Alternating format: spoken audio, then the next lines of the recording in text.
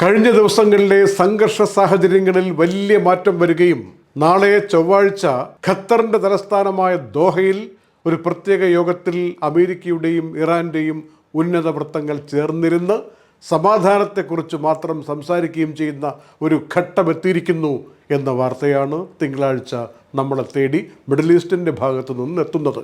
അതിൽ പങ്കെടുക്കാൻ വേണ്ടി അമേരിക്കയിൽ നിന്ന് പ്രത്യേക പ്രതിനിധി വിറ്റ്കോഫും ജെറാഡ് കുഷ്ണറും അടക്കമുള്ള വമ്പൻ പ്രതിനിധി നിരയാണ് ഖത്തറിലേക്ക് എത്തുന്നത് എന്നറിയാൻ കഴിഞ്ഞു.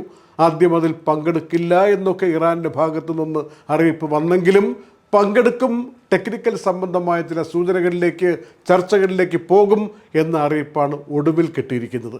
എന്നാൽ ഖത്തറിൽ ഒരു സ്വദേശി മരണമടഞ്ഞ സംഭവം ഇന്നുണ്ടാവുകയും ഒരാളെ കാണാനില്ല എന്ന വാർത്ത വരികയും ചെയ്തിരിക്കുകയാണ്.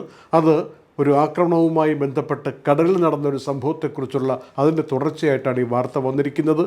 UAE വിഷയത്തിൽ അഗാധമായ ദുഃഖം പ്രകടിപ്പിക്കുകയും ചെയ്തിട്ടുണ്ട്. ഖത്തർ മാരിടൈം ആക്ടിവിറ്റീസൊക്കെ കടലുമായി ബന്ധപ്പെട്ട് ഇത്തരം കാര്യങ്ങളൊക്കെ ചെയ്യുന്നതിൽ നിന്ന് എല്ലാവരെയും തൽക്കാലം വിലക്കിയിരിക്കുകയാണ്. അതിൻ്റെ ബാക്കി വിശദാംശങ്ങളൊക്കെ പിന്നീട് അറിയാമെന്ന് കരുതുകയാണ്. ഒരു സൈനിക നടപടിയുടെ ഭാഗമായിട്ട് ഉണ്ടായ സംഭവത്തിൽ മരണമടഞ്ഞു എന്നാണ് പ്രാഥമികമായി വാർത്ത വന്നിരിക്കുന്നത്. ഹോർമൂസിൻ്റെ വിഷയത്തിൽ ഭാവിയിൽ എങ്ങനെ മാനേജ് ചെയ്യണം എന്ന കാര്യത്തിലെ ഒന്നാം ഘട്ട ചർച്ച ഇറാനും ഒമാനും തമ്മിൽ നടത്തി എന്ന് ഇറാൻ പറയുകയാണ്. ഇങ്ങനെ ഇരിക്കുന്ന സന്ദർഭത്തിൽ ഇപ്പോൾ ഫ്രാൻസ് സന്ദർശിക്കുന്ന ഒമാൻ ഭരണാധികാരിയോട് ഫ്രഞ്ച് പ്രസിഡന്റ് പറഞ്ഞൊരു കാര്യമുണ്ട്. ഈ രണ്ട് രാജ്യങ്ങളും സഹകരിച്ചുകൊണ്ട് ഈ ഹോർമൂസ് കടലിടുക്ക് മേഖലയിൽ നിന്ന് മൈനുകൾ ഒഴിവാക്കുന്ന പരിപാടിയിലേക്ക് സംയുക്തമായി മുന്നോട്ട് നീങ്ങും എന്ന് പറഞ്ഞിരിക്കുന്നു. ആ മൈനിങ് പ്രോസസ്സ് ഉടൻ തന്നെ ആരംഭിക്കുമെന്നും ഒന്നിച്ച് നീങ്ങുമെന്നും അതുമായി ബന്ധപ്പെട്ട രാജ്യങ്ങളൊക്കെ അതിൽ ചേരുമെന്നും ഫ്രഞ്ച് പ്രസിഡന്റ് വ്യക്തമാക്കിയിരിക്കുകയാണ്. യുദ്ധത്തിൻ്റെ തുടക്കം മുതൽ മുടങ്ങിക്കിടന്നിരുന്ന UAE ഇറാൻ ഫ്ലൈറ്റ് സർവീസുകൾ ഇന്ന് പുനരാരംഭിക്കുന്നു എന്ന റിപ്പോർട്ട് വന്നത് ഇരു രാജ്യങ്ങൾക്കുമിടയിലെ യാത്രക്കാർക്ക് വലിയ ആശ്വാസമായി മാറിയിരിക്കുകയാണ്.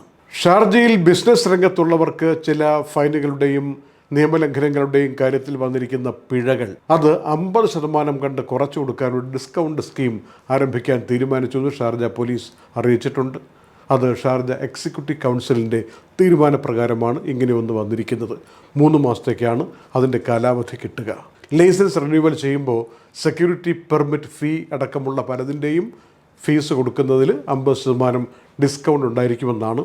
ഇതിലെന്തെങ്കിലുമൊക്കെ കാര്യമായിട്ട് സംശയമുള്ള ബിസിനസ് നടത്തുന്ന ആളുകളുണ്ടെങ്കിൽ 901 വിളിച്ചു ചോദിച്ചാൽ വിശദാംശങ്ങൾ അറിയാൻ പറ്റുമെന്നും അറിയിപ്പിൽ പറഞ്ഞിട്ടുണ്ട്.